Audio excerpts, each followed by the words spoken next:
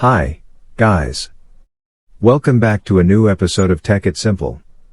Today, in this video, I'm going to show you how you can reset your password for Spotify's account. Keep watching the video till the end to reset your Spotify account's password. Firstly, go ahead and open up your Google search. On the search box at the top, type in Spotify. And make a search. The official page of Spotify will appear on the screen. Click on the three lines at the top right corner of the screen and click on Login. Enter your email address or username associated with your Spotify account and tap on the Forgot Your Password option. Enter your Spotify username or email address that you have used to register to receive a reset link and tap on Send. A reset link will be sent to your email address.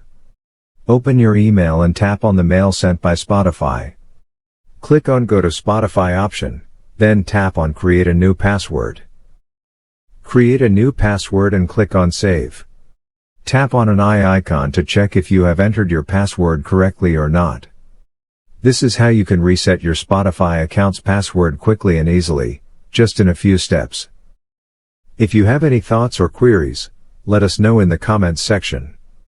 Don't forget to subscribe to our channel and also press the notification bell icon so that YouTube will notify you whenever we post a new video. I hope this video was helpful to you. Thank you so much for watching.